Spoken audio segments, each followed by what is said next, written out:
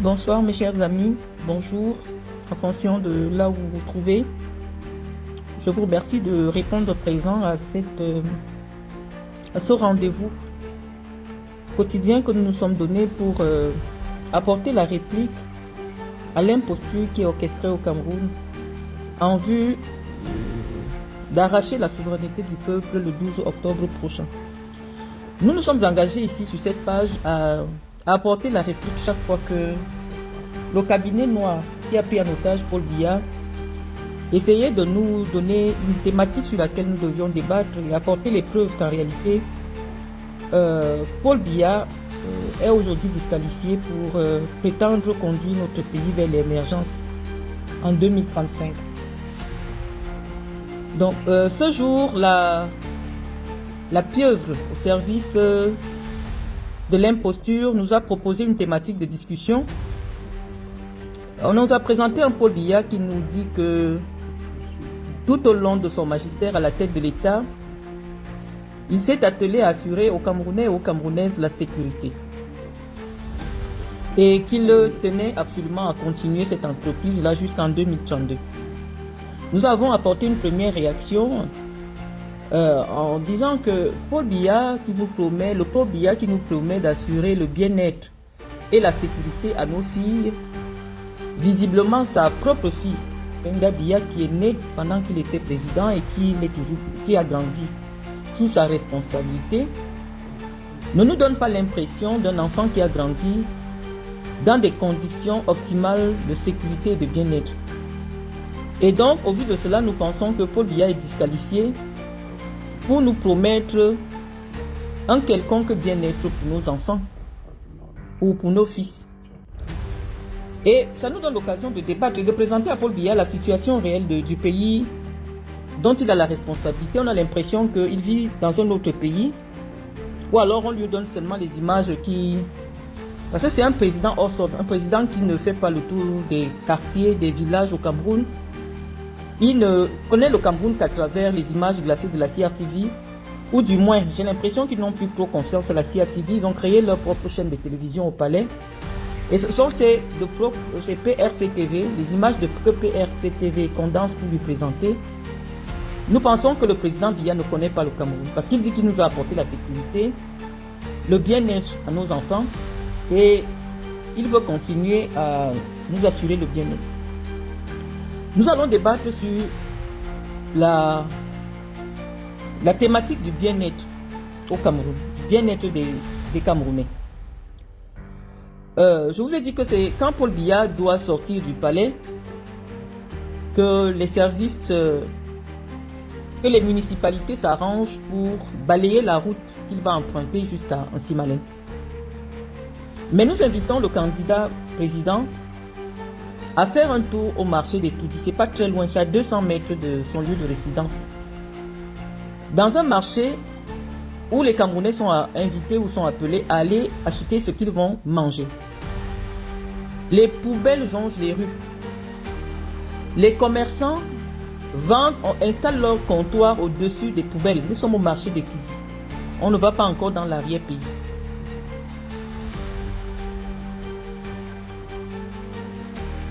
Les commerçants installent leur comptoir au-dessus des poubelles. Ça pose un problème de sécurité alimentaire. Je vous ai dit que la thématique qui nous est proposée par la pieuvre, c'est la sécurité. Donc nous allons parler de tous les aspects de la sécurité dans une cité, dans un pays. Je vous ai dit que c'est l'occasion de débattre avec vous.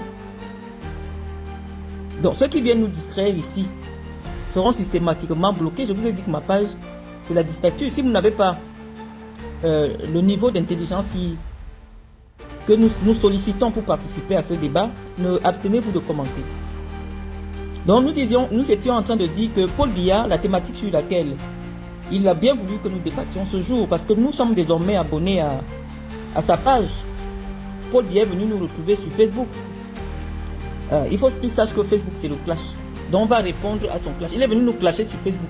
On a abandonné le Cameroun, on l'a laissé au Cameroun avec la CRTV, avec les médias, avec toutes les radios du Cameroun. Il a dit qu'il vient nous suivre sur Facebook. Parce que la CRTV ne diffuse rien de tout ce qui est en train de se faire au Cameroun. C'est sur Facebook que Paul Biya a trouvé le moyen opportun de nous faire participer au débat national. Donc nous allons lui répondre. Nous allons lui...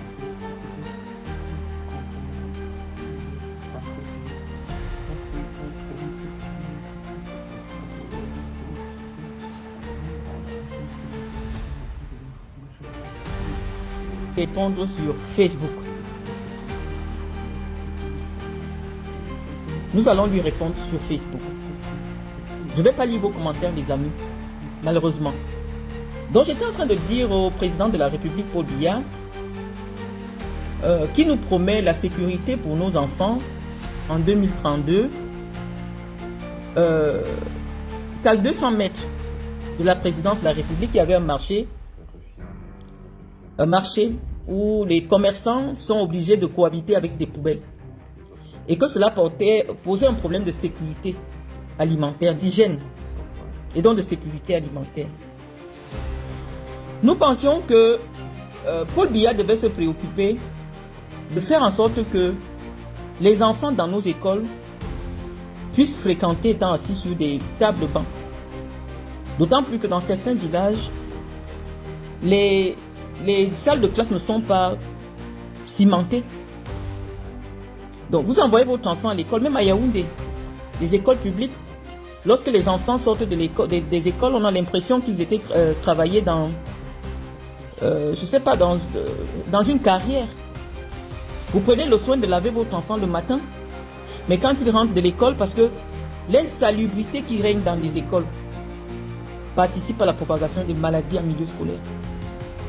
Et en 43 ans, aucune mesure n'a été prise pour veiller au respect des mesures d'hygiène dans les écoles publiques camerounaises.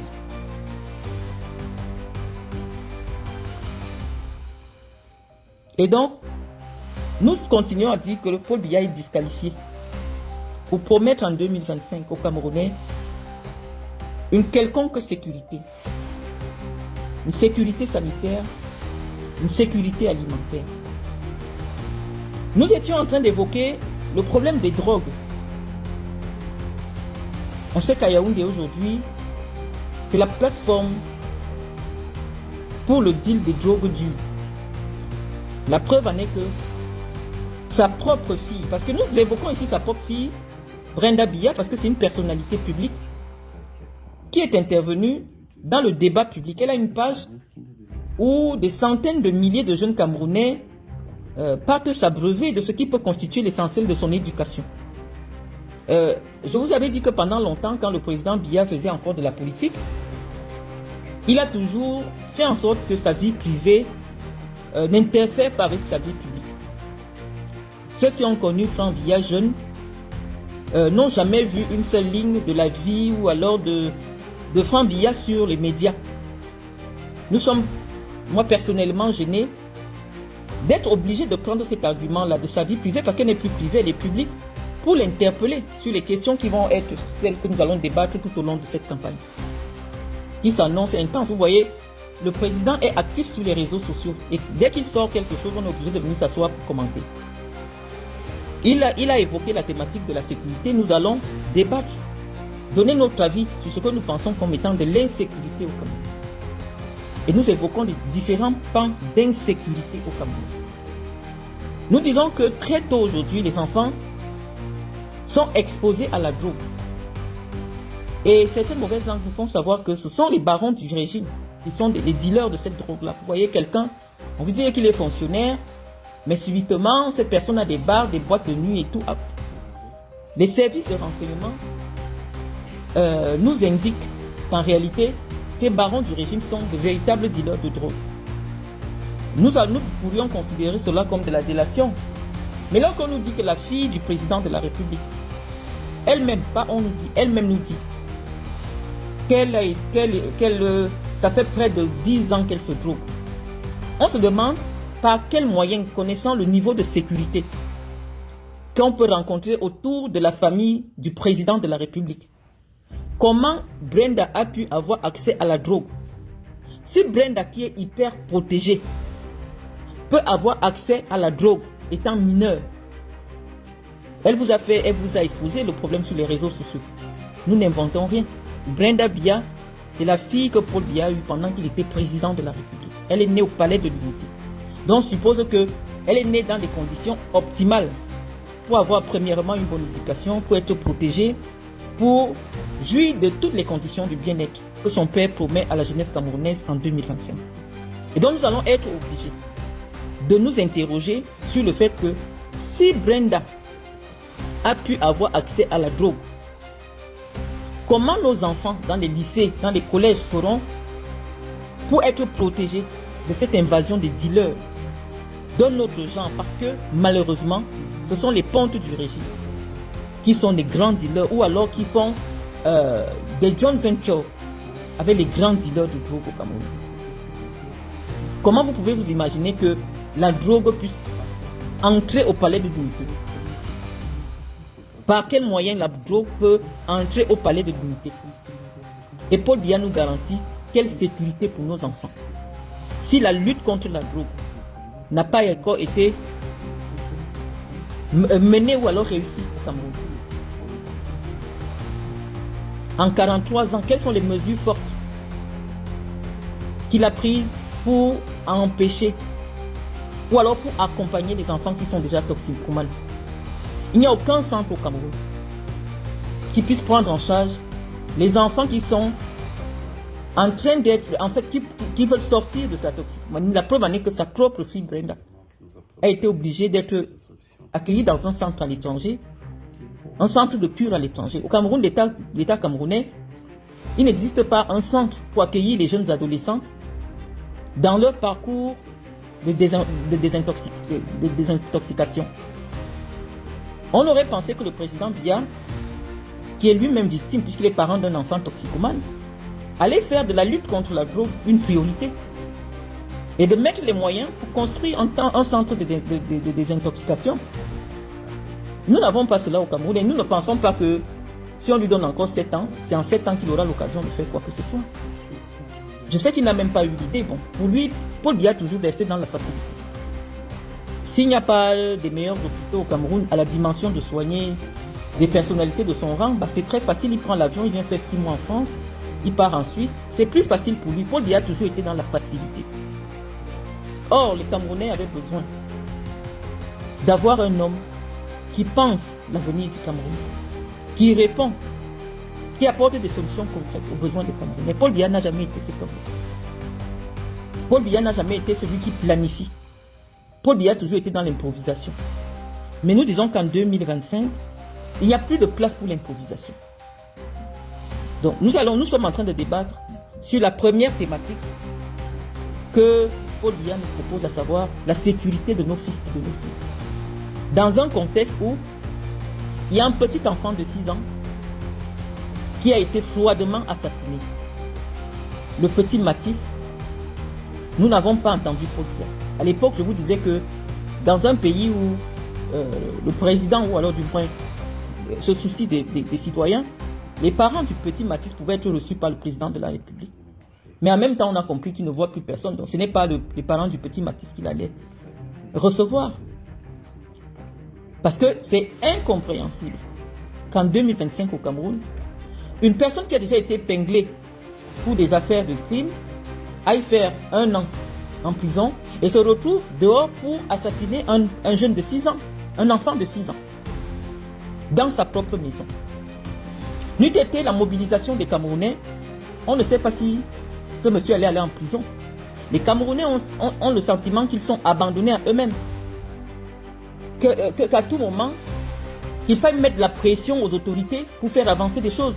Toutes ces mamans qui se plaignent que leurs enfants sont violés dans les maisons, livrés à leur propre sort, personne ne fait rien. On n'a jamais entendu le président de la République sur ces thématiques, sur l'insécurité, sur la protection de l'enfance au Cameroun. Et donc nous avons pensé qu'il était temps, c'est l'occasion qui nous est donnée. Parce qu'on sait qu'en ce moment, vous avez vu avant-hier quand on a parlé, ils sont allés réagir. Donc, ils tous sont abonnés sur ma page pour écouter ce que nous disons. Nous avons dit que c'est l'occasion pour nous de leur dire ce que nous pensons. Nous disons que l'insécurité qui est désormais dans nos villes, dans nos villages et même dans nos maisons, l'État a abandonné les Camerounais. Les enfants sont violés dans les maisons. Il n'y a aucune unité qui a été mise sur pied, ni encore moins un numéro vert pour écouter les enfants victimes de violences. Moi, je suis sûre et certaine que s'il y avait une cellule d'écoute, on aurait pu empêcher de nombreux crimes qui se passent dans les maisons. Donc non, M. Biya, malheureusement, en 43 ans, les Camerounais n'ont pas eu l'impression que la sécurité de nos fils et de nos filles était une priorité pour vous. La preuve en est que vous-même, vous n'êtes pas en sécurité. Votre propre sécurité n'est pas garantie. Parce que sinon, on ne comprend pas comment votre propre fille peut avoir accès à la drogue. Comment ça se passe pour faire entrer la drogue par étudier, au palais de l'unité? Donc, nous sommes en train de faire le débat de la sécurité. Nous sommes aujourd'hui en train de dire à Paul Biya que c'est un chantier qui n'a jamais été le sien. Lorsqu'on parle de cela, on va parler des agressions. Il y a une nouvelle forme d'agression qui existe au Cameroun aujourd'hui, à savoir les... Comment vous appelez ça? Les crimes, c'est-à-dire les crimes populaires. On vous attrape, j'ai vu ça dernièrement sur les réseaux sociaux, on vous accuse d'avoir volé le sexe de quelqu'un et toute la population se mobilise pour vous tuer et ça ne va nulle part. En 2025, dans un pays sérieux, les commissariats ou alors les villes, les grandes villes du Cameroun devaient être dotées. Je sais qu'il y a les caméras à Yaoundé, mais je ne sais pas pour d'autres villes. Mais que fait la police? Dès lors qu'il y a un mouvement de foule, on laisse lyncher des citoyens au détriment de la présomption d'innocence. On dit que quelqu'un a volé le sexe d'un autre. 2000 personnes se rassemblent, on se met à bastonner. Mais si c'est des militants politiques qui se rassemblent comme ça, en 10 secondes, vous allez voir les forces de l'ordre venir dissiper. Mais on dit qu'il y a un individu qui est en train d'être lynché, tué dans un pays qui garantit les droits et les libertés. Et je dis, les forces de l'ordre ne bougent pas. Et on nous dit quand même qu'il y a la sécurité au Cameroun. Nous disons non, il n'y a pas de sécurité au Cameroun. Nous avons dit que pendant très longtemps, Paul Biya nous a promis qu'il y aurait désormais au Cameroun la sécurité sociale. C'est que les Camerounais ne savent même pas à quoi ça renvoie pour ceux qui n'ont jamais voyagé ou du moins ceux qui n'ont pas fait des études. Chaque année ou à chaque fois qu'il y a campagne électorale, on nous dit oh désormais le Cameroun va se doter de la sécurité sociale. La sécurité sociale signifie quoi les amis? Ou l'assurance maladie? Parce qu'on peut quand même me dire au Cameroun, c'est vrai que ce n'est pas parfait, mais au moins ceux qui travaillent de manière légale dans des administrations, dans des entreprises privées, depuis un certain temps, les retraites sont quand même payées. On peut faire le débat sur la sécurité sociale, mais ce qui nous intéresse ici, c'est l'assurance maladie. En 43 ans, Paul Biya n'a jamais mis sur pied une politique qui permettait aux Camerounais qui n'ont démunis d'avoir la possibilité d'avoir accès aux soins de santé. Au Cameroun, le ministre et une personne qui vit avec moins de 200 francs par jour sont logés à la même enseigne. Quand vous arrivez à l'hôpital, même si vous êtes mourant, on vous demande de payer les frais de session.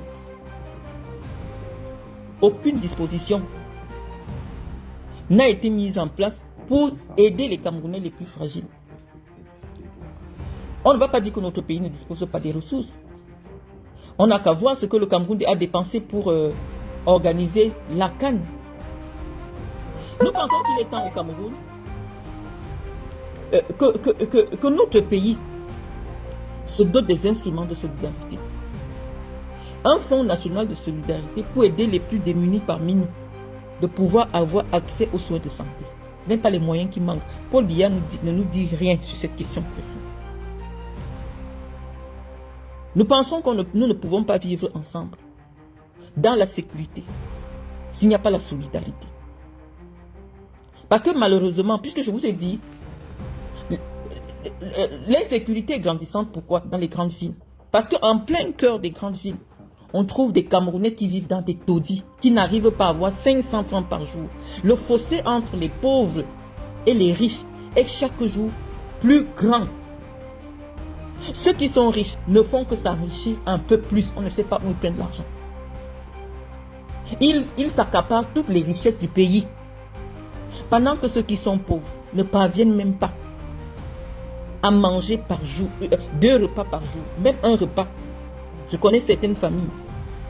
Je suis souvent allé à la rencontre de certaines familles dans le cadre des activités de ma fondation.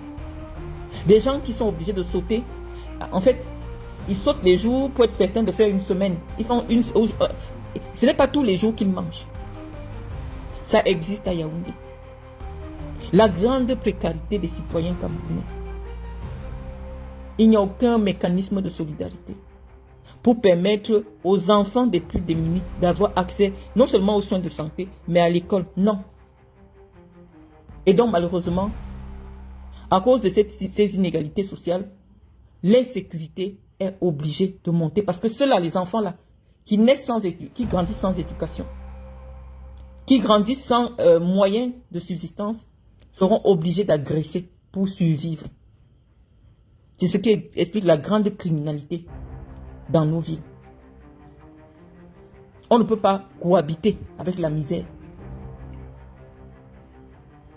Donc nous étions en train de dire à Paul Biya que malheureusement, en 43 ans, la misère, on a été dans des programmes de lutte contre la pauvreté de ceci, mais il n'y a eu aucun résultat probant. Il n'y a eu aucun résultat probant. Donc malheureusement, on est obligé de dire à Paul Biya qu'il ne peut pas continuer avec ce système qui a fragilisé notre tissu social. On ne peut pas faire du capitalisme à outrance dans un pays pauvre et très endetté comme le Cameroun. Nous voulons la République partout.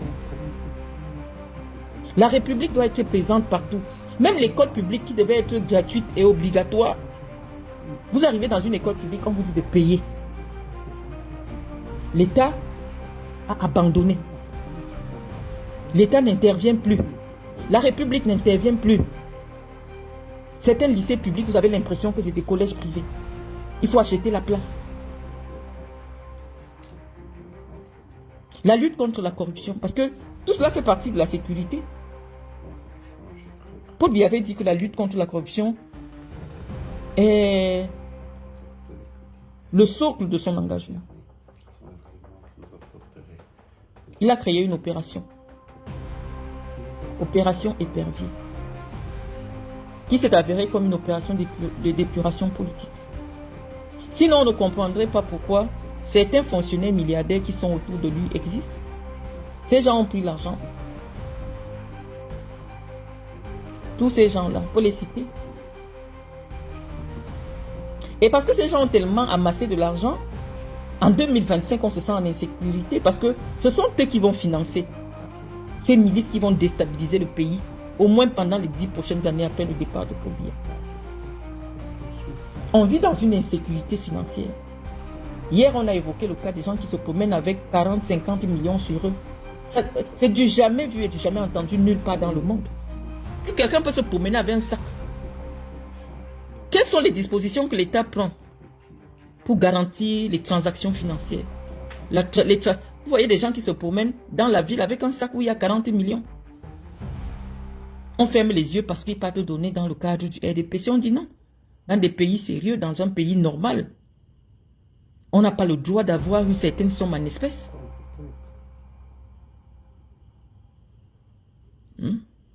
Donc tout cela participe à la sécurité. Des gens qui se promènent avec des liasses et tout ça, on ne sait pas. Voilà, il y a l'insécurité, c'est de l'insécurité financière. Et nous voyons que Paul Biya se rend complice de cette insécurité financière dans laquelle nous vivons.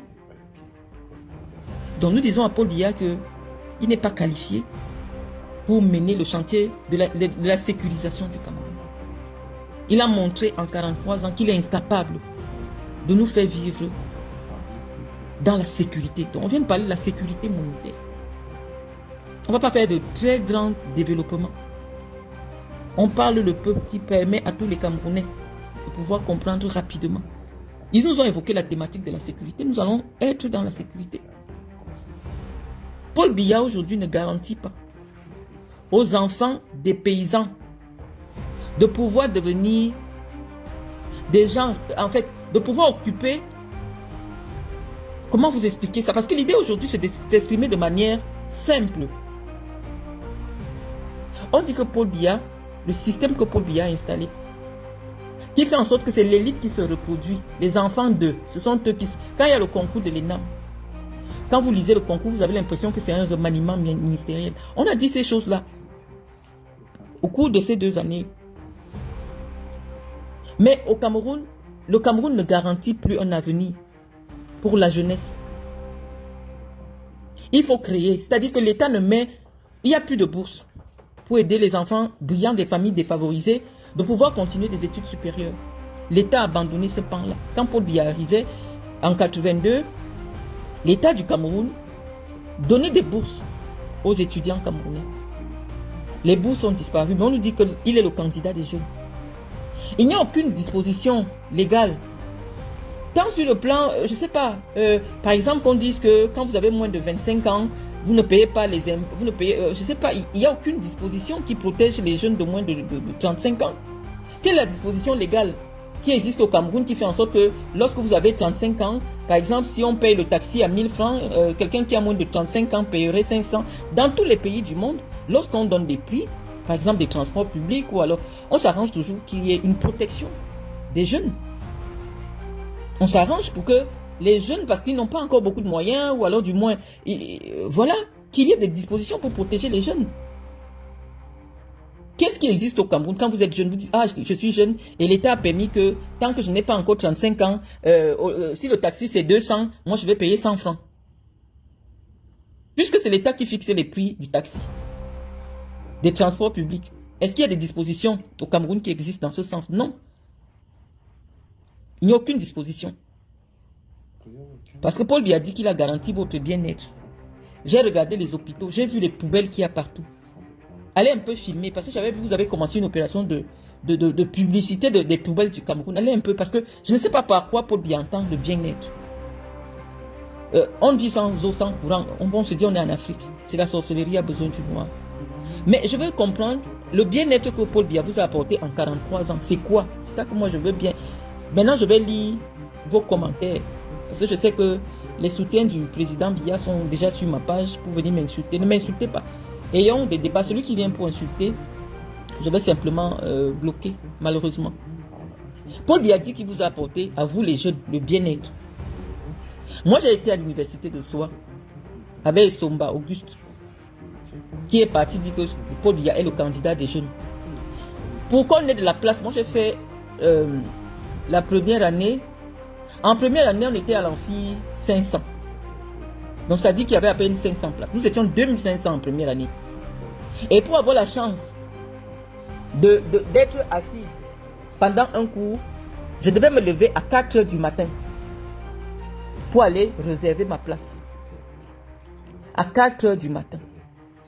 Et son Auguste qui s'est levé aujourd'hui pour aller dire que Paul Biya est le candidat des jeunes, il sait qu'à l'université de Soa, en 500 quand il y a le cours, les gens, à notre époque, je ne sais pas, parce que tellement les conditions ne permettaient pas. Quand tu sortais de Soa avec une licence en droit, c'est que tu es vraiment mentalement solide.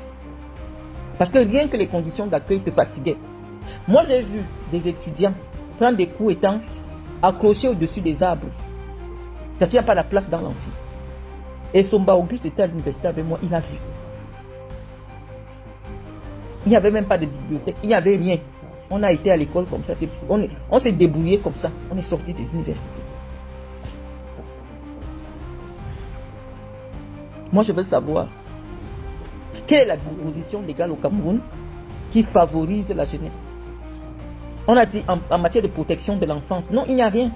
Il n'y a pas un centre qui accueille par exemple les enfants maltraités, il n'y a aucune disposition légale pour protéger les enfants contre leurs parents qui sont violents. Il n'y a même pas un tribunal pour enfants, pour écouter les enfants, parce que là où on juge les enfants, ça ne peut pas être là où on juge les adultes. Est-ce que les policiers sont formés pour écouter les enfants? Parce qu'il n'y a même pas une unité spéciale pour les mineurs dans la police et la gendarmerie camerounaise.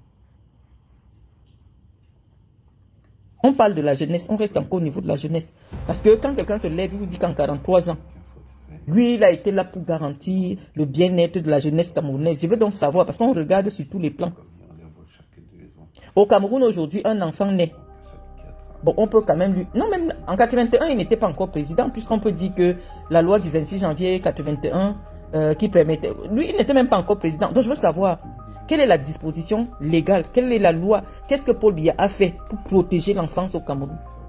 Sur le plan légal. Pour protéger la famille. On ne demande pas les allocations familiales. Les fonctionnaires ont 1000 francs par enfant. Là, c'est un autre débat. Ce n'est pas mon procès, hein, Ndé Serge. Nous ne sommes pas là en train de faire mon procès. Je suis en train de dire ce que je pense. Je dis que dans un pays normal, parce que lorsque j'ai écrit, je vous ai donné les thématiques sur lesquelles moi je vais axer ma communication. Pendant toute cette campagne, j'ai parlé de plaider pour le retour d'un pays normal. J'ai dit que dans tous les pays, il y a des lois qui protègent l'enfance. Il y a des lois, des dispositions légales pour protéger l'enfant. Ça commence dès la conception jusqu'à la fin de l'adolescence. L'État ne fait rien pour obliger les enseignants de femmes, c'est-à-dire les gars qui donnent les grossesses là, de s'occuper de leurs enfants. Je pense que on devait responsabiliser les Camerounais qui enseignent que les jeunes filles. Dès qu'une fille est enceinte et que l'enfant doit être reconnu, il ne faut plus que les enfants naissent enfants sans père. Déjà, c'est pour cela que j'ai salué la loi du 26 janvier 81. Mais Paul Biya n'était pas encore président. Mais ça s'est arrêté là, on n'a pas poussé le bouchon plus loin. Les Camerounais ne sont pas obligés de s'occuper des enfants qu'ils font aux femmes au Cameroun. Et comme ça, les enfants se retrouvent en train d'être élevés par des mères célibataires. Alors que les géniteurs de ces enfants existent dans la nature. L'État ne fait rien pour obliger ces géniteurs-là à s'occuper de leurs enfants. Je voudrais bien lire vos commentaires, mais nous sommes en train de parler de la protection de l'enfance au Cameroun, de la sécurité sociale. Paul Biya dit que lui, il a apporté la sécurité au Cameroun et qu'il va continuer à garantir la sécurité. Et donc nous sommes en train de soulever tous les manquements. On dit il a eu suffisamment du temps. Donc je ne sais pas ce qu'il va créer encore en 7 ans. Il a eu suffisamment du temps pour travailler sur tous les chantiers impératifs pour garantir la sécurité au Camerounais. Il a eu le temps. 43 ans, c'était beaucoup pour appliquer, pour mettre en œuvre une politique qui allait garantir la sécurité et le bien-être des Camerounais. Puisqu'il a évoqué cette thématique aujourd'hui, notre débat se porte dessus. Qu'est-ce qui garantit le bien-être dans un pays où, quand tu vas au marché, on vend la viande au-dessus de la poubelle? L'insalubrité dans les maisons. C'est-à-dire que le bien-être des Camerounais, c'est quoi? Quand les gens vivent en période d'examen, on coupe le courant partout une semaine. Les petites villes comme Djoum, les gens font 10 jours, 15 jours sans courant. Qu'est-ce qui garantit le bien-être? C'est-à-dire quand tu ouvres le robinet au Cameroun, la qualité de l'eau que les Camerounais boivent. Les routes du Cameroun, c'est-à-dire que je pouvais faire une vidéo avec des preuves, parce que tout à l'heure on va diffuser les preuves. Nous on n'est pas dans la diffamation. On parle seulement de Yaoundé. Certaines personnes qui habitent à Yaoundé. La qualité des routes à l'intérieur de Yaoundé. On ne va pas encore dans le sud à comme deux. Non, on reste à Yaoundé. Parce que visiblement, Paul Biya dit que si Yaoundé respire, le Cameroun vit. Donc Yaoundé, c'est la photographie du bien-être ou alors du mal-être des Camerounais. Paul Biya dit qu'il a apporté le bien-être au Camerounais et il veut continuer. Donc nous pensons, à mon humble avis, que... Attends. Bon, je vais commencer à lire vos commentaires. Hein. J'aimerais savoir si c'est une blague pour la candidature du patriarche à 92 ans. Vraiment, si l'information est avérée, chapeau à ce gouvernement. Qu'avons-nous fait au bon Dieu pour mériter cela? Il faut maintenir la pression. Hein. Pour le moment, Paul Biya n'est pas candidat, ou du moins il ne peut plus être candidat. Mais comme il est venu dans les clashs des réseaux sociaux, Il est venu nous clasher sur les réseaux sociaux parce que ce qu'il fait là, c'est le clash. Nous allons lui répondre. Il y a une forme de... La forme de communication constitutionnelle n'est pas respectée. Ça dit que la CRTV, Cameroun Tribune, tous sont dans le flou.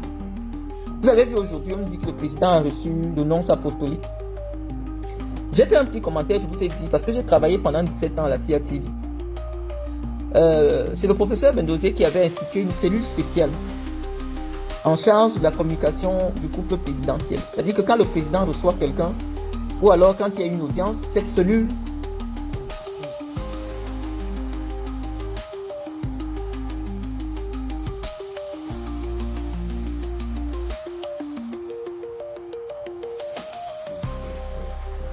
reçoit systématiquement l'information, elle couvre l'événement et systématiquement la CRTV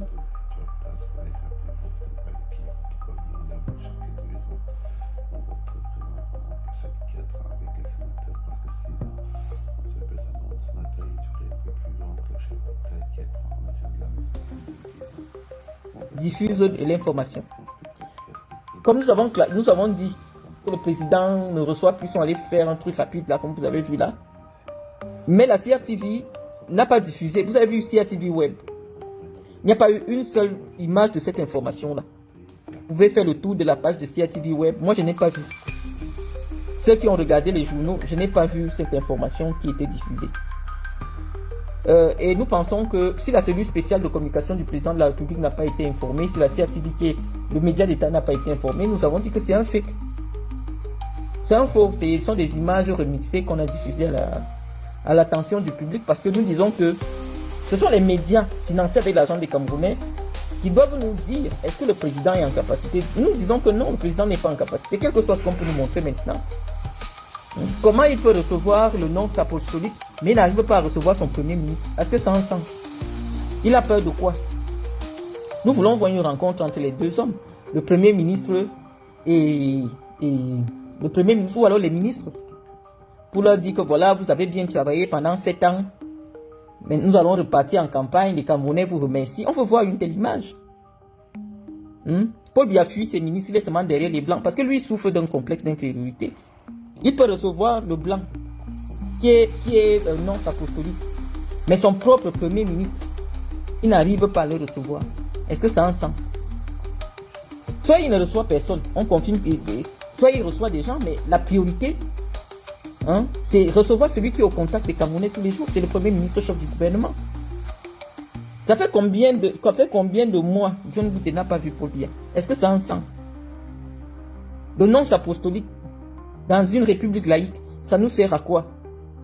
Est-ce que c'est le nonce apostolique qui est l'autorité morale pour venir nous faire comprendre que celui à qui nous avons donné le mandat de gérer notre pays est en capacité de le faire? Non.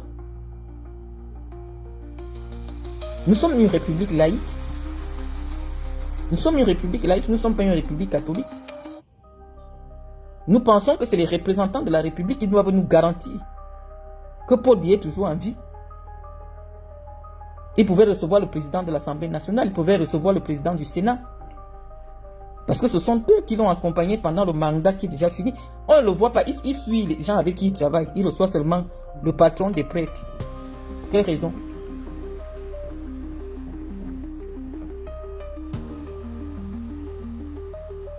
Donc nous sommes en train de dire que le bien-être que Paul Biya a garanti aux Camerounais, nous ne le voyons pas. Nous ne voyons pas ce bien-être. Lorsque les routes du Cameroun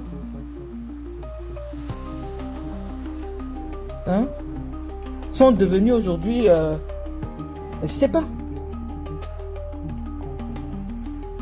Je ne sais pas si Paul Biya regarde le journal du Cameroun. Tous les jours, il y a des accidents graves sur les routes du Cameroun. Tous les jours. Nous pensons qu'en 43 ans, Paul Biya pouvait développer le chemin de fer. Pour permettre, par exemple, que le chemin de fer puisse arriver à Djoumla Bamba, pour garantir la sortie des billes de bois ou je ne sais pas, des richesses. Non. Le Cameroun est resté bloqué en 1960 en matière d'infrastructure routière. On a posé les langues de chat un peu partout. Les Camerounais meurent là-bas en cascade. Est-ce que la qualité de nos routes garantit notre espérance de vie au Cameroun. Au Cameroun aujourd'hui, si 30 ans, tu arrives à vivre jusqu'à 30 ans, tu es très fort. La qualité des routes au Cameroun. Le bien-être que Paul Biya dit qu'il a apporté au Camerounais, c'est lequel?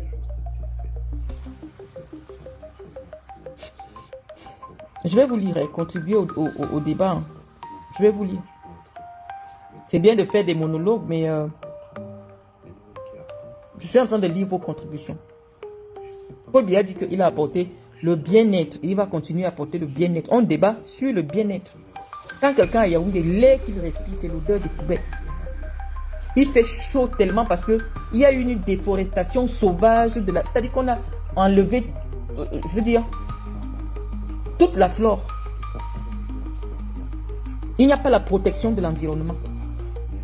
On parle de la sécurité environnementale. Il n'y a aucune règle au Cameroun. Même les terres agricoles, on ne respecte plus rien. Les terres qui étaient réservées pour l'agriculture, non, les gens mettent les chantiers de construction. On a mis le béton partout. Ça a transformé le climat. Tout le monde sait qu'à l'époque, à Yaoundé, dans les années 85, non, le climat de Yaoundé était très doux. Il faisait pas chaud, il faisait pas très froid. C'était vraiment le climat équatorial.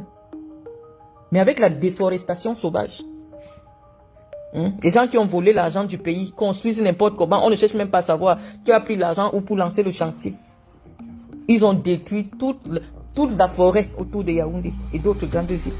Le climat a changé. Il fait chaud à Yaoundé aujourd'hui. Associé à l'odeur des poubelles, ça devient comme un enfer vivant. Que Paul Biya aille un peu au marché de Mokolo, au bord de la route là vers Madagascar. Ce n'est pas loin de sa maison. Qu'il prenne un peu sa voiture. Déjà que ça ne sert à rien. On parle de Paul Biya il y a 20 ans. Paul Biya actuel n'est plus conscient. Même si tu le poses dessus d'une poubelle, il va croire que c'est un canapé. Il n'est plus conscient de rien. Mais nous allons répondre à ceux qui font campagne à sa place.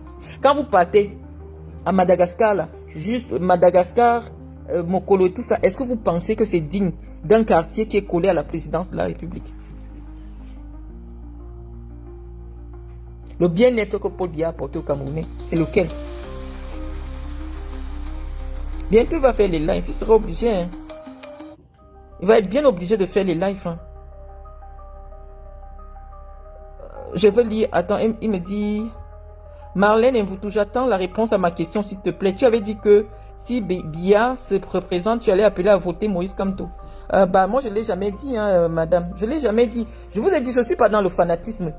Et je prends beaucoup de responsabilité dans ce que je dis parce que je sais qu'à tout moment, quelqu'un peut sortir une coupure. Je ne l'ai jamais dit. Je dis que pour que moi je vote pas un individu. Je vote pour un projet, une idéologie politique. Je n'ai pas encore reçu le projet de Maurice Kamto. Il n'y a pas les débats sur les projets de Maurice Kamto. Parce que Maurice Kamto, demain, là, il peut décéder. Mais s'il a laissé une idéologie suffisamment convaincante, les Camerounais vont suivre celui qui va porter cette idéologie-là. Je vous avais parlé de cela en vous prenant le cas du PASTEF au Sénégal. Lorsque Ousmane Sonko se rend compte qu'il ne peut pas être élu, il prend simplement son projet, il le remet à Diomaye Faye. Les gens ne suivaient pas un individu. Les gens suivaient une idéologie et sans compter, alors que Diomaye Faye c'était son porteur de sac, les gens disent, même si Diomaye Faye ne s'exprime pas bien, il n'a pas la carrure pour être président, mais s'il est porteur de cette idéologie qui a suscité notre adhésion, nous allons voter pour lui. C'est ce que je vous ai toujours dit. Si je dis que si le programme de Maurice Kamto me correspond, je vais voter pour lui. Mais je le dirai toujours à tout moment. Moi, je ne suis pas dans le fanatisme. Non, je ne suis pas dans le culte de la personnalité. Je ne vote pas pour Maurice Kamto parce qu'il s'appelle Maurice Kamto, non. Il faut qu'il nous présente son projet, qu'on ait des débats comme nous sommes en train d'avoir. Nous avons évoqué les problèmes de sécurité. Qu'est-ce que le MRC nous propose en termes de projet pour garantir, pour assurer la sécurité des Camerounais? Nous voulons avoir ce débat. Le RDPC, c'est le RDPC qui plante le décor. Moi, j'ai fait le tour de la page de Maurice Kamto. Il n'y a pas de sujet. Si nous sommes rassemblés ici, c'est parce que Paul Biya a posé un sujet sur la table. C'est la sécurité, le bien-être des Camerounais. C'est pour cela qu'il y a débat. C'est pour ça qu'on parle de Paul Biya. Si ce soir, c'est Kamto qui avait posé le sujet sur la table, nous serions en train d'évoquer cela. Avoir un débat sur ces propositions. Nous disons que le bilan de Paul Biya ne lui permet même pas de se présenter devant les Camerounais. Il n'y a même pas c'est pas de la philosophie, il n'y a pas un débat. Fait que Paul Biya sorte un peu de chez lui, sans prévenir, il vient pas à Mokolo. Il entre au centre-ville, là, il va en Bogada. et pour qu'il s'imagine, si en 43 ans, Yaoundé a changé. Je sais qu'il habitait le quartier Anguissa, qu'il a encore fait le tour là-bas. Non, tout est resté figé. Depuis 1986, plus rien n'a bougé. Qu'il a un peu fait un tour. Les gens croupissent dans la misère. On dit qu'il n'y a pas une meilleure répartition des richesses du Cameroun. Il y a une minorité qui s'accapare. C'est-à-dire que le bien-être que lui il a garanti, là, c'est à Chantal Biya-Baboké, Ngongo, c'est pas un groupe le Moudiki, ce sont eux qui profitent des retombées de la prospérité économique et financière du Cameroun. Dès qu'on sort du petit cercle là, qui au Cameroun peut se lever et dire que vraiment, je vis de manière prospère parce que le président a mis sur pied un certain nombre de dispositions qui garantissent le bien-être des Camerounais. On ne demande pas beaucoup, hein. Parce que quand Chantal Biya et sa copine brassent des milliards, on ne leur demande pas beaucoup, on leur dit simplement, essayez un peu de créer des centres de consultation dans des quartiers pour recevoir des femmes pour les écouter, des femmes qui sont victimes de violences. Essayez de faire quelque chose pour que les Camerounais sentent qu'il y a une différence. Hein? Des boutiques solidaires. Essayez de faire quelque chose pour qu'on sente que la solidarité existe. Là où quelqu'un peut se rendre et ressortir de là avec un sac de riz, de l'huile pour ses enfants. Il y a des gens au Cameroun, certains jours n'ont pas de quoi nourrir leurs enfants, même le riz et l'huile.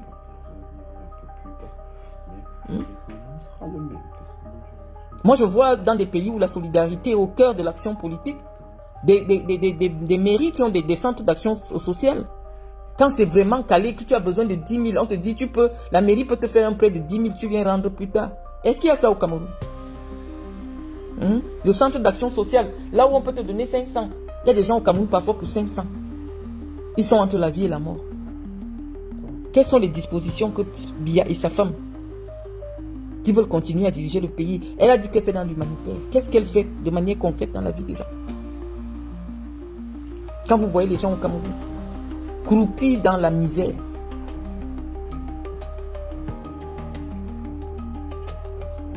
moi je veux simplement comprendre. Le bien-être de Paul Biya, oui, et Ngaba peut dire que oui, sa vie a changé. Ceux qui tournent autour de Chantal Biya, oui, ils vont dire que leur vie a changé. Mais le bas peuple, Paul Biya n'est pas le président du bas peuple. Il ne vous connaît pas, il ne vous gère pas. Quand il veut même passer, on chasse les femmes qui vendent des arachides au niveau de Maïma. On chasse toutes ces femmes qui vendent en longueur de journée pour un capital de 5 000 francs plateau d'arachides avec 2 bébés entre les mains. On les chasse parce qu'on dit que Paul Biya ne doit pas voir les Camerounais du bas. Les Camerounais que Paul Biya connaît, c'est ceux qui ont le billet d'invitation pour le palais. Paul Biya n'a jamais été un président proche du peuple. Il n'est jamais descendu au quartier. Même quand...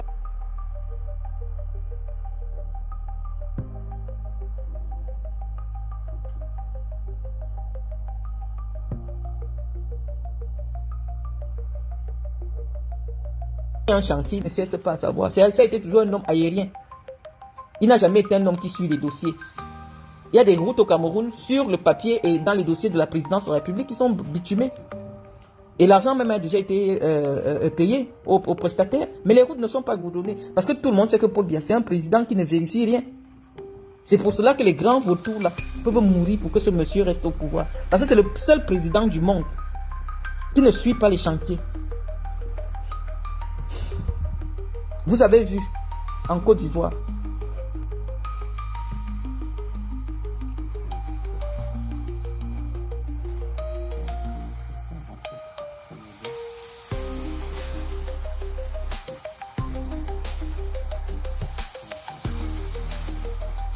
Tara, quand il faisait son chantier de transformation d'Abidjan, lui-même, tous les jours, je ne vais pas parler d'Obiangema, on va me dire que c'est un militaire.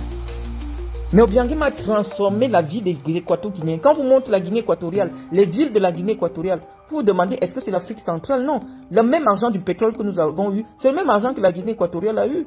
Mais ça a été simplement bien distribué. On a amélioré les salaires des fonctionnaires. Le problème au Cameroun, c'est la redistribution des richesses. Il y a un petit groupe de 30 personnes qui tiennent le Cameroun en otage. C'est eux qui profitent des richesses du Cameroun.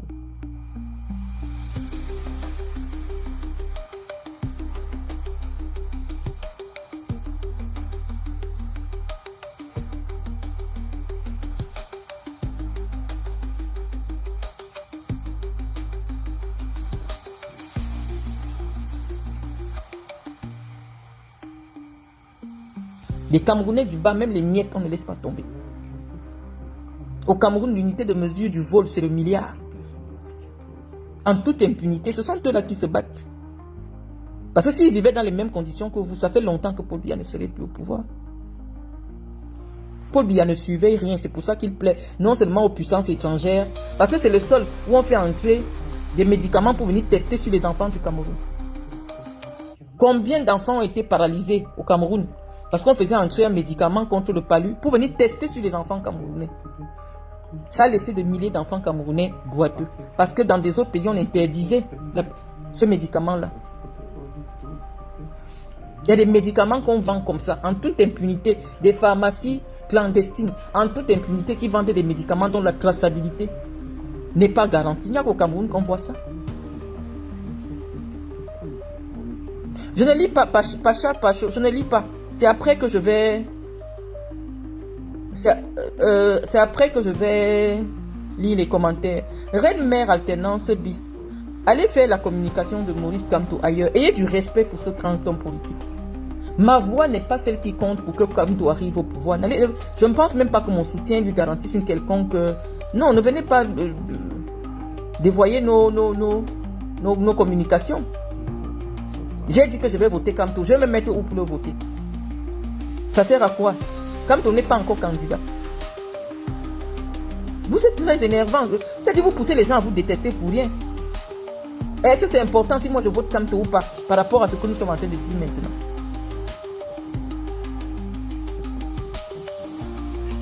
On est en train de vous dire que au Cameroun, dès que quelqu'un donne 10 000 à un policier, il peut vendre des médicaments en toute impunité, sans traçabilité aux Camerounais. Maintenant, on va parler de l'affaire de l'alcool frelaté. Si ça prospère, c'est parce qu'il y a la complicité des autorités administratives. Tout ce qui est vendu au Cameroun, que les gens doivent boire et manger, il y a le faux de ça. Les faux fromages, les faux machins. Bon, là, c'est un autre débat. Ça va nous faire retomber dans les travers de 2018. Mais c'est Paul Biya qui est le garant. En Afrique centrale, on sait que tout ce qui est faux vient du Cameroun. Il y a le libertinage au Cameroun. Pourquoi? Parce que c'est devenu la cour du roi Péto. Paul Biya ne contrôle plus rien. Il n'y a qu'à voir la vitesse avec laquelle ses ministres s'enrichissent. Il ne contrôle plus rien. Donc il parle de quelle sécurité? Il parle de quel bien-être? À côté de sa maison, il y a eu éboulement. Ça a tué près de 500 personnes. Il ne s'est même pas gêné pour aller regarder ou pour recevoir les survivants. À quel moment les Camerounais se sont sentis en sécurité? À quel moment Paul Biya a garanti le bien-être des Camerounais? Donc c'est pour cela que nous pensons que nous méritons le changement.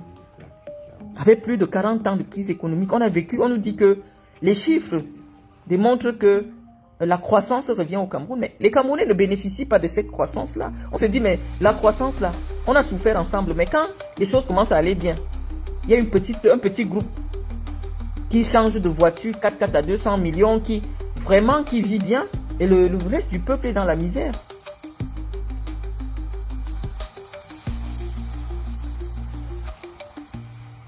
Donc moi je veux comprendre les amis. Paul Biya a posé la thématique du bien-être. Il dit qu'il vous a garanti le bien-être.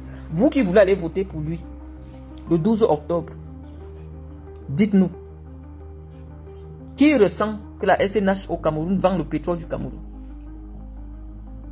Qui ressent les retombées du pétrole au Cameroun?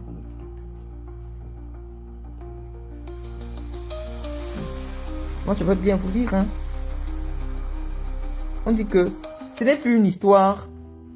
Ce n'est plus une histoire de parti à l'heure actuelle. Ce n'est plus une histoire de Kamto à l'heure actuelle. On dit que tout Camerounais en 2025 peut mieux faire que Paul Biya. Même si c'est un militaire qui dit que lui se lève maintenant pour aller renverser des institutions, on va seulement le soutenir. Parce qu'à l'heure, si on n'a plus de choix. Parce que si les politiciens camerounais disent qu'ils n'ont rien d'autre à nous proposer pour nous convaincre, ils n'ont même pas besoin de nous convaincre. C'est-à-dire que chacun dans sa maison est convaincu que le temps du changement est arrivé. Même si on nous avait fait les remèdes, le remède là est fini. C'est-à-dire que le 43 ans de zombification, c'est suffisant. Même dans la sorcellerie, quand tu as lancé la sorcellerie, à un certain moment, ça finit. Parce que la qualité que vous priez au Cameroun. À quel moment Paul Biya protège vos enfants des sectes pernicieuses? L'homosexualité est normalisée alors que la loi du Cameroun interdit l'homosexualité. Mais tu envoies ton enfant au lycée aujourd'hui, au collège, on te dit oui, il est parti. Non, l'homosexualité est normalisée. Bon, quand on va encore avoir cet autre débat, on est obligé d'interpeller Paul Biya dans la gestion de ses propres enfants. Il n'y a pas longtemps, sa propre fille s'est levée pour nous dire qu'elle va devenir l'ambassadrice de l'homosexualité. Alors que la loi du Cameroun condamne fermement cette pratique-là. C'est-à-dire que lui-même, il n'a pas réussi. Alors que lui, il est tenu d'être exemplaire parce que les Camerounais lui ont remis le mandat pour élaborer des politiques de sécurité, des politiques d'éducation nationale pour faire de nos enfants des modèles en Afrique et dans le monde. Mais lui-même, il vous dit que j'ai abandonné. Mais il a abandonné dans sa propre maison. Mais c'est chez nous qu'il veut continuer à assurer. C'est dans nos maisons, ce sont nos enfants qu'il veut continuer, alors que son propre enfant l'a dépassé. Les enfants aujourd'hui, il y a des quartiers entiers à Yaoundé où les gens se livrent à l'homosexualité en toute impunité.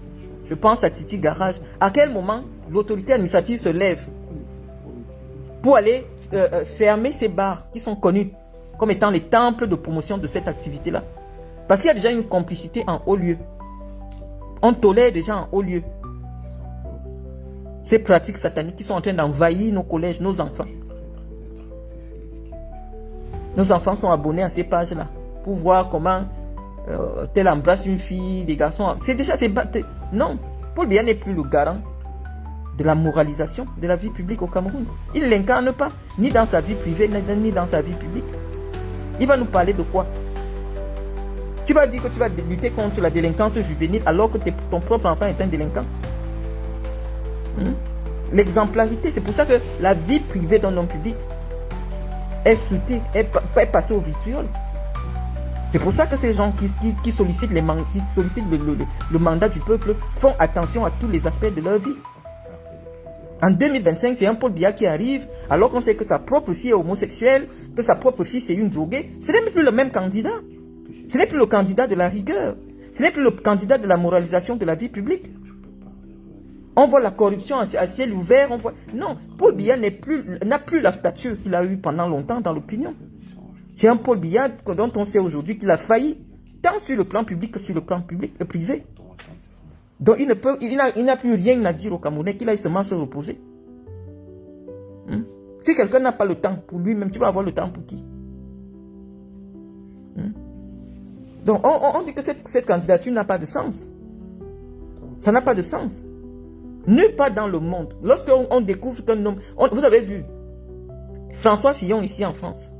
Dès lors qu'on avait découvert que son épouse a bénéficié d'un emploi fictif, il a abandonné la candidature. Vous voulez me montrer quoi aux gens? Lorsqu'on dit que quelqu'un qui veut le suffrage du peuple, on ne dit pas que tu dois être exemplaire, mais tu dois faire preuve d'exemplarité. Tu dois être quelqu'un de suffisamment exemplaire, tant sur ta vie privée que sur ta vie publique. Voilà un individu qui est président au Cameroun. Tous ses ministres sont en prison. Il dit lui-même que ses ministres sont des voleurs. Il est incapable de faire le casting des personnes qui vont travailler avec lui. Ça peut arriver une fois, mais pas tout le temps. Mais pas tout un gouvernement, mais pas tout, depuis 43 ans, les mêmes choses. Ça veut dire qu'il y a un problème. Le B.A.B.A. du management, savoir s'entourer, Paul Biya ne l'a pas. Il est candidat de quoi?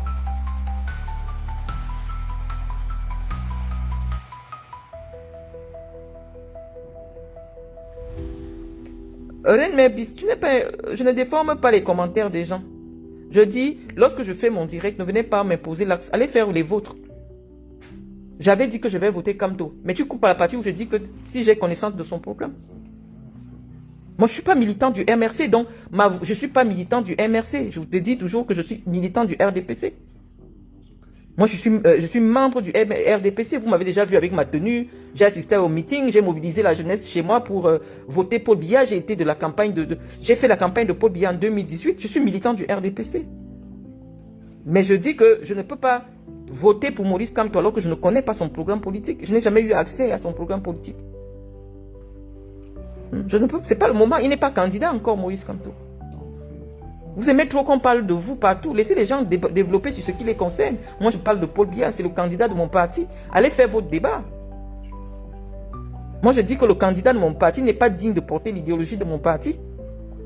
Voilà mon avis en 2025. Je dis que Paul Biya, la statue de Paul Biya en 2025 est suffisamment fragilisée. C'est pas parce qu'il a fabriqué ses propres opposants qui ne l'attaquent pas. Comment tu peux avoir des opposants qui ne t'attaquent pas sur ta vie privée? En politique, on attaque tous les aspects de la vie privée. Dès que c'est connu, parce que tu défends un idéal, tu es là pour défendre un idéal. Donc lorsqu'on constate qu'il y a des failles dans ta vie privée, tes opposants, si c'est des vrais opposants, ils vont t'interpeller dessus. Mais lorsqu'on prend la photo de Brenda, des photos qu'on laisse publiques, parce que c'est-à-dire que tu sens que c'est un enfant qui n'est pas protégé. On la laisse faire des vidéos en train de fumer, machin, en train de faire... Ça veut dire que personne ne contrôle ce qu'elle fait. Comme elle a voulu s'inviter dans la vie politique, la vie publique de son père, on va la convoquer. Pour comparer ce que Paul Biya propose à nos enfants, à ce que lui-même il a offert à son propre enfant. À quel moment Brenda a vécu comme quelqu'un qui vit dans le bien-être? À quel moment quelqu'un peut rencontrer Brenda Biya en route et dire que l'enfant s'y vit dans le bien-être? Le bien-être n'est pas seulement matériel, il y a un environnement qui garantit un bien-être psychologique. L'enfant a l'air plutôt dérangé. L'enfant a peut-être été victime de violences physiques et psychologiques. C'est pour ça qu'on dit qu'il n'y a pas des moyens pour protéger l'enfance au Cameroun. Même si c'est l'enfant du président de la République, l'État devait garantir la protection de cet enfant. En mettant sur pied des mesures de placement dans des centres d'accueil pour les enfants qui vivent les violences dans leur maison, dans les maisons de leurs parents. Donc permettez-nous d'avoir des débats qui ne soient pas des débats partisans. Ce n'est pas encore le moment de dire je vote pour tel, je vote pour tel, non. Nous sommes dans le débat philosophique. Pour notre propre camp.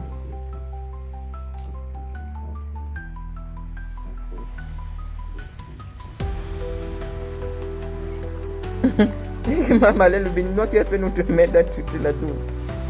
Ça, c'est un autre débat.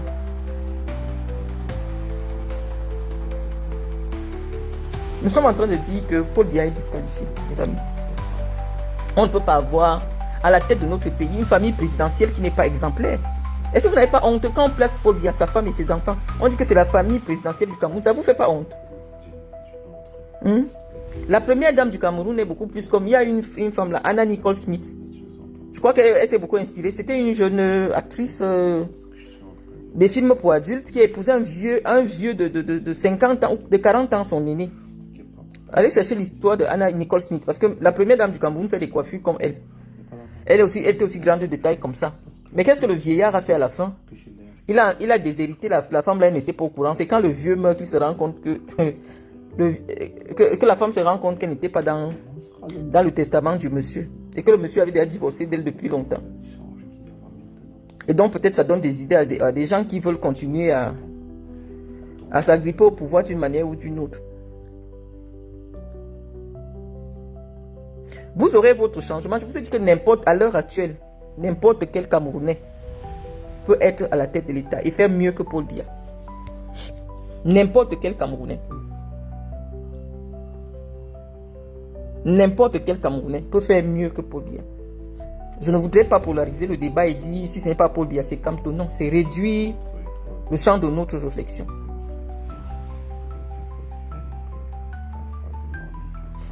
Donc mes chers amis, si on signale le live, je ne sais pas. Hein, si on signale le live, je ne sais pas rester très de longues heures au téléphone. Bon, quelqu'un vient me dire, Marlène Mvutu, elle n'a pas reçu le partage des milliards. Oui, le problème avec vous, c'est que vous êtes suffisamment endoctriné pour ne pas être au courant que l'argent de l'État est votre argent. Et donc, s'il y a la possibilité d'avoir des milliards, tout le monde doit recevoir les milliards de l'État du Cameroun. Au moins, l'État doit garantir les conditions qui permettent à tous les Camerounais de pouvoir gagner des milliards librement au Cameroun. Mais ce n'est pas le cas.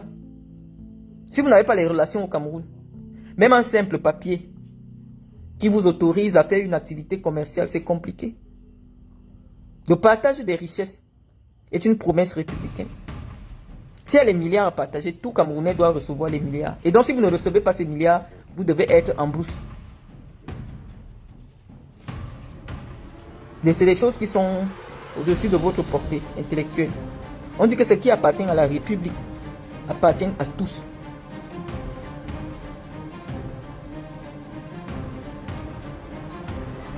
Cette partie-là, vous n'avez pas encore compris ça. Il ne faut pas avoir honte de réclamer sa part du gâteau national. Parce que c'est un droit et c'est une obligation de l'État. Il faut un partage équitable des richesses. Cette partie-là, vous n'avez pas encore compris ça. Donc il ne faut pas insulter ou fustiger ceux qui disent à l'État, nous ne recevons rien. L'État a l'obligation de redistribuer de manière équitable en fonction des efforts de tout un chacun. Ce n'est pas ceux qui ont le CEP qui doivent s'asseoir dans des postes de responsabilité. Nous, on a les doctorats dans nos quartiers. On doit être aigri. Comment moi, je peux être la secrétaire de Samuel Eto'o? Samuel Eto'o peut lire ce que moi j'écris. Il faut apprendre à respecter les gens. Samuel Eto'o a le CEP. Moi, j'ai bac plus 12. Mais on dit que comme il a les relations, je vais être sa subordonnée. Or, en principe, dans l'administration, celui qui te donne des instructions est censé être plus instruit que toi. Mais au Camerounais, on a normalisé ce qui est anormal. On prend le cas de la FECAFOOT parce que vous comprenez bien. Quand on vous prend l'exemple de la FECAFOOT, je prends Ernest Obama. Ernest Obama a bac plus 5. Ernest Obama a bac plus 5. Mais on dit que son patron a le CEP. Comment ils vont s'entendre? C'est-à-dire que son patron a le CEP. Administrativement, ça ne tient pas. Quelqu'un qui a la licence ne peut pas être subordonné à quelqu'un qui a le CEP. Dans une administration, qu'elle soit publique, qu'elle soit privée. C'est tout ça que nous disons que ça n'a pas... Parce que même lorsqu'on veut parrainer une candidature, parce qu'on sait que c'est la présidence, c'est Chantal Biya qui parraine, elle aurait eu... Ou alors ceux qui font ce travail là au palais, ça a dit non.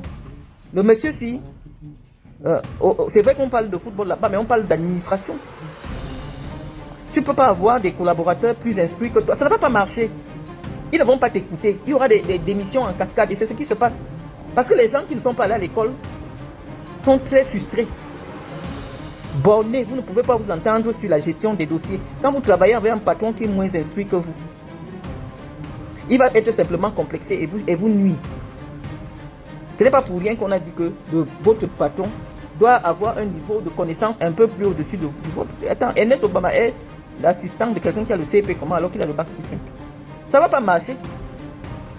Ça ne va pas marcher. Donc, c'est ce qu'on dit.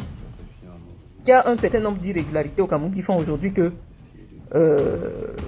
les choses ne marchent pas. Le pays des relations, quand quelqu'un a les relations, ça dépasse tous les diplômes. On va à l'école, c'est parce que l'école est une promesse républicaine. On dit que l'école est un ascenseur social. Celui qui allait plus à l'école doit aussi avoir plus, gagner plus de richesses. L'État doit garantir cela.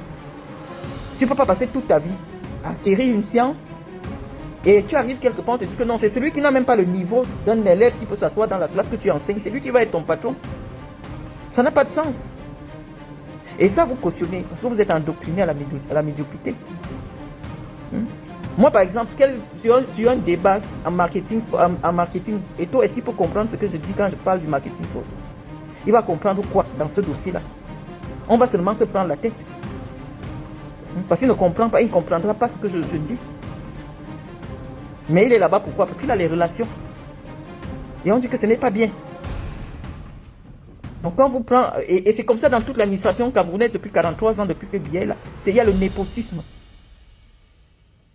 Les gens sont là par piston. On ne sait vraiment pas pourquoi on les choisit. Quelqu'un n'a même pas 10 ans dans l'administration. On entend qu'il est déjà PCA dans une administration publique. Tu as travaillé quand?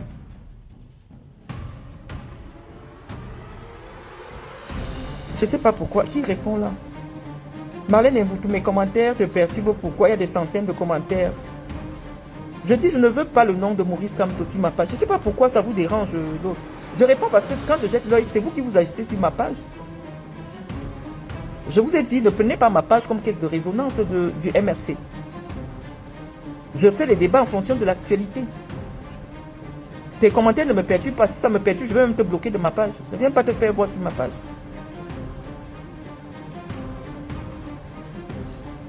Je n'ai pas encore...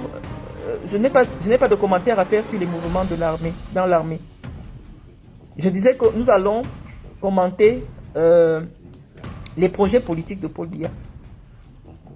L'actualité, il y a des gens qui font déjà suffisamment de commentaires sur l'actualité.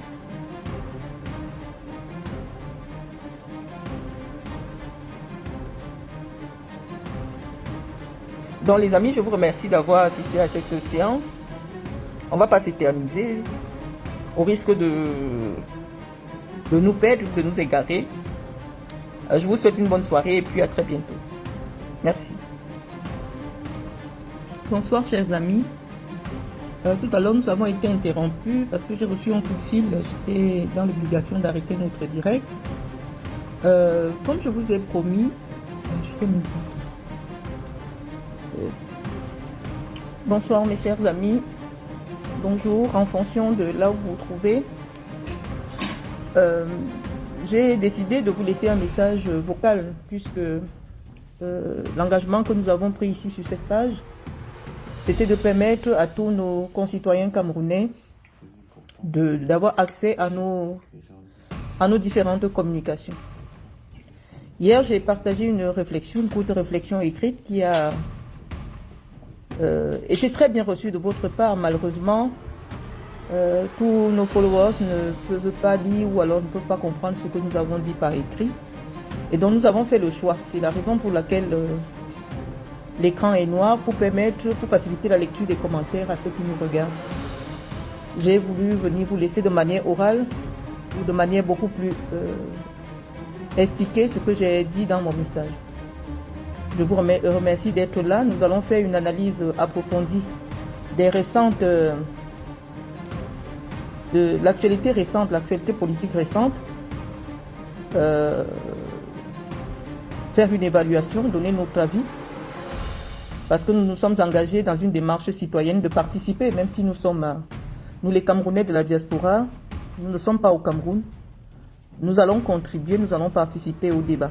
Mais ce ne sont pas les intimidations que nous recevons de part et d'autre qui vont nous empêcher de faire notre devoir citoyen. Parce que c'est le Cameroun qui nous appelle. Nous avons le Cameroun lié à nos chevilles.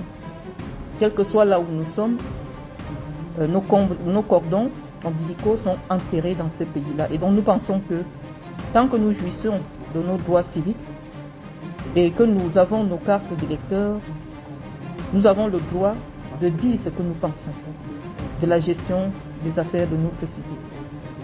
Donc je vous remercie d'être là, chers amis. Nous avons été réveillés hier par un véritable tsunami, parce qu'il faut le dire.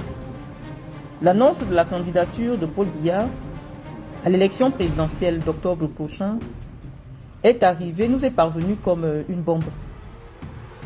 Pourquoi une bombe alors qu'en principe, en notre qualité de membre du RDPC, il serait logique, connaissant les tests du parti, que cette candidature ne nous effraya pas. Mais je vous avoue, et je sais que je ne suis pas la seule parce que j'ai lu les 16 000 personnes ou alors les 20 000 personnes qui me suivent sur cette page, j'ai lu vos nombreuses publications. Je ne suis pas la seule dans cette situation de constater que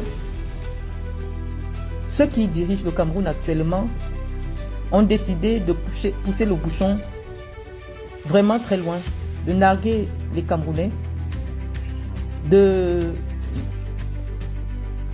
se moquer de la souffrance du peuple et de vouloir maintenir la forfaiture au sommet de l'État. Avant de nous préoccuper de nos sentiments personnels, nous allons faire une analyse froide de l'actualité. Toute la semaine dernière, nous avons constaté que le secrétariat général de la présidence de la République avait engagé des consultations auprès des élites ou alors de l'élite politique des 10 régions du Cameroun en vue de requérir leur volonté. Nous avons vu les représentants, ou du moins ceux qui occupent des postes de responsabilité originaires des 10 régions du Cameroun participer à ce... Je ne sais pas le qualifier ce qui s'est passé, je ne sais pas qualifier ce qui s'est passé avec engouement. Ils sont venus dire au président Paul Biya qu'ils sont déterminés, que ce que Paul Biya fait depuis 43 ans au Cameroun. Paul Biya développe le Cameroun, il y a des routes partout, il y a des hôpitaux partout, il y a du travail pour les jeunes Camerounais. Et que pour cela, le Paul Biya devait continuer à diriger notre pays. Nous nous arrêtons à ce niveau-là pour demander que... Mais depuis le 20 mai, nous n'avons plus revu Paul Biya. Le Paul Biya qui nous a été présenté le 20 mai était un homme complètement affaibli, perdu, fatigué. Et depuis 3 mois, nous ne l'avons vu nulle part. Il y a un sommet qui était prévu au Cameroun, un sommet des chefs de l'État de la zone Afrique centrale qui était prévu à Yaoundé.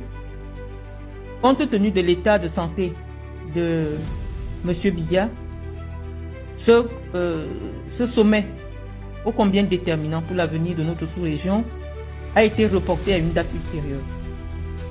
C'est bien la preuve, c'est l'une des preuves qui nous conforte dans l'idée que le président Biya n'est plus en capacité physique d'exercer le pouvoir. Nous ne l'avons vu nulle part. Vous avez peut-être remarqué que son épouse Chantal Biya a perdu sa belle-mère, c'est-à-dire sa mère, la femme de son père. Un moment très important pour la vie privée du président. Il n'a pas pu se rendre à cet événement parce que physiquement, il n'est pas bien portant. Et donc on nous dit que c'est cet homme-là qui est en train de mobiliser les énergies au Cameroun pour représenter sa candidature pour diriger le Cameroun jusqu'en 2032. Je vous ai déjà dit, c'est une imposture. On ne va pas revenir sur tout ce qu'on a déjà dit jusqu'ici. Mais ce que les Camerounais doivent savoir désormais, c'est que Paul Biya lui-même est la victime expiatoire d'un gang à la solde des puissances étrangères.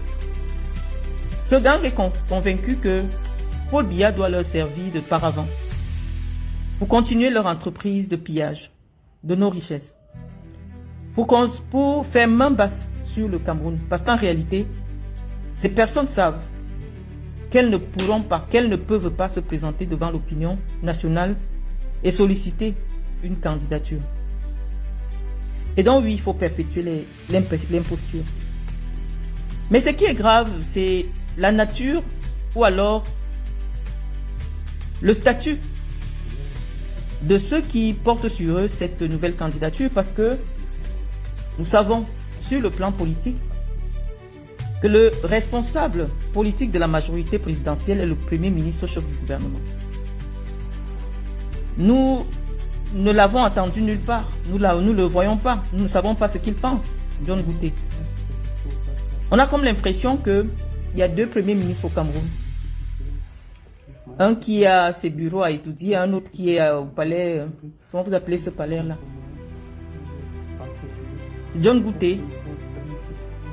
On ne sait pas ce qu'il pense, on ne sait pas où il est, mais en principe, sur le plan politique, il est le patron de la majorité présidentielle.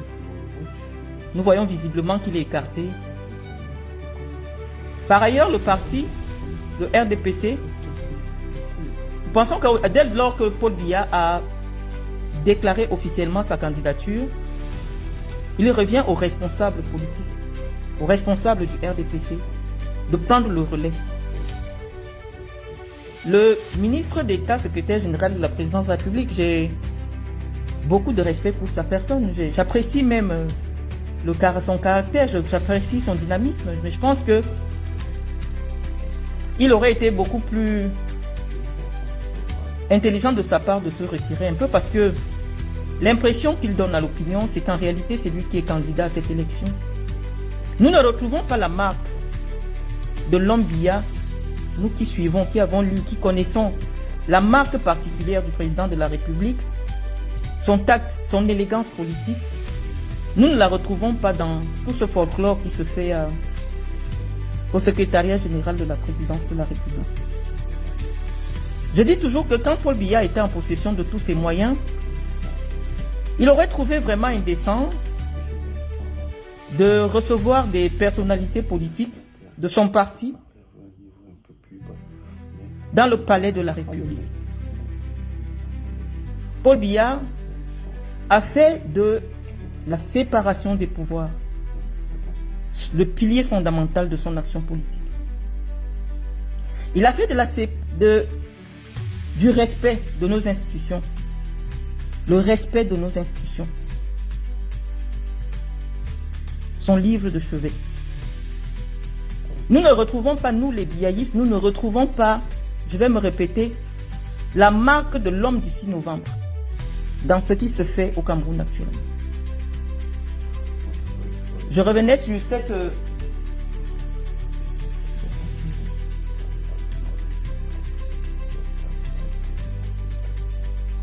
J'étais en train de vous dire, mes chers amis, qu'en aucun moment, Paul Biya n'allait cautionner le fait que le président de la République, dans l'exercice de ses fonctions de président de la République, soit considéré comme le président d'un parti et qu'il reçoive des militants de son parti au palais de la République. C'est ce que je vous ai dit tantôt. Nous nous arrêtons là parce que toutes les personnes qui ont été convoquées, on a bien deviné qu'elles sont membres du RDPC et les alliés du RDPC reçus à la présidence de la République pour recevoir la volonté ou alors la volonté du président de la République. C'est la raison pour laquelle nous avons pensé que ce n'est pas Paul Biya qui candidate. À cette élection, nous l'avons déjà dit, Paul Biya n'est pas candidat à cette élection. C'est le gang qui a pris en otage Paul Biya, qui a décidé d'utiliser son image jusqu'au bout avec la bénédiction des puissances étrangères. Le peuple camerounais doit savoir désormais que son destin est entre ses propres mains. On ne va pas passer le temps à commenter ce que fait le RDPC ou ce que fait visiblement le directeur de campagne autoproclamé du président de la République. Paul Biya, quand il était en possession de tous ses moyens, faisait preuve de beaucoup d'élégance politique. Même pour la désignation du responsable de la campagne, ça ne se faisait pas de manière ostentatoire. Vous avez vu tout ce bal nauséabond qui se fait, des jeunes qui se déplacent pour le palais de l'unité, rapporter un sac d'argent en espèces pour remettre leur participation aux frais du dossier du président. Ça ne ressemble pas à Paul Biya. Paul Biya n'allait jamais accepter une telle démarche parce que, vous savez, les comptes de campagne dans une république soucieuse du respect, en fait, dans une république où on se soucie de la lutte contre la corruption, les comptes de campagne de tous les candidats sont connus. Lorsqu'un candidat devient candidat, il ouvre un compte de campagne pour recevoir les contributions diverses et les méthodes de participation sont connues. Vous voyez des jeunes, bon, on va nous dire c'est des jeunes, mais je vais vous expliquer tout à l'heure. Je vais vous présenter celui qui conduisait cette délégation et peut-être les différents membres qui constituaient cette délégation-là.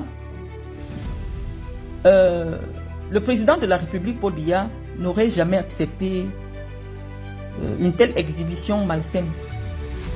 Je pense que toutes les personnes qui se sont rendues au secrétariat général de la présidence de la République aujourd'hui sont des membres du RDPC. Je vais vous présenter M. Essomba. Oh là là, malheureusement, je n'ai pas de caméra, qui conduisait la délégation des jeunes.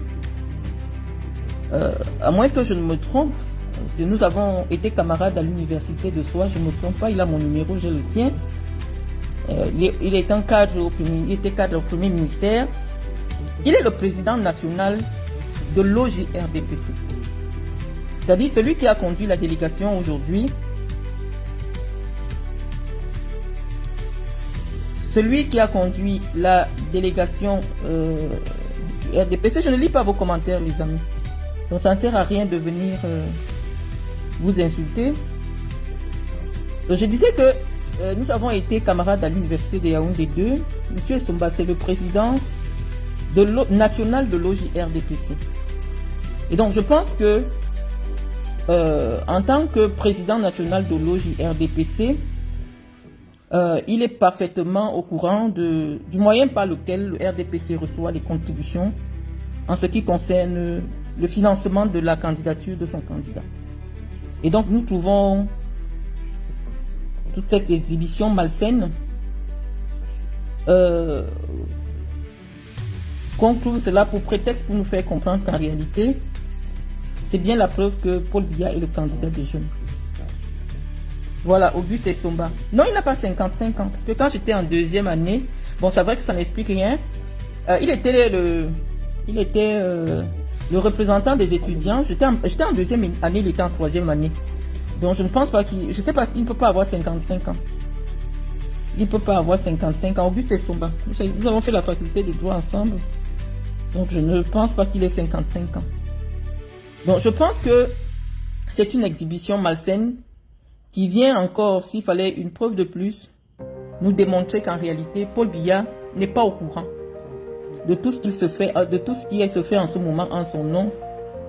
Nous ne sommes même pas au courant et nous ne sommes pas sûrs que Paul Biya se souvienne de la date des prochaines élections. Donc ça va être une campagne électorale très difficile parce que l'élection présidentielle est la rencontre d'un homme et d'un peuple. Cette élection va être particulière puisque le peuple n'aura pas l'occasion de rencontrer celui qui devra défendre son bilan et nous dire ce qu'il compte faire pour notre pays pour les 7 prochaines années, sachant que son état physique ne lui permet plus d'assurer ses fonctions actuelles de président de la République. Donc mes chers amis, je commence d'abord à parler pour le compte du RDPC parce que personnellement je n'ai pas démissionné du RDPC. Je fais partie de cette frange du RDPC qui pense que notre parti aurait pu présenter un autre candidat plus capé. Moi j'aurais soutenu volontiers la candidature de Ferdinand Ngongor, par exemple, qui démontre tous les jours son leadership. Mais il a choisi de se ranger et de soutenir l'imposture. Donc mes chers amis, je voulais vous expliquer, vraiment je suis abasourdi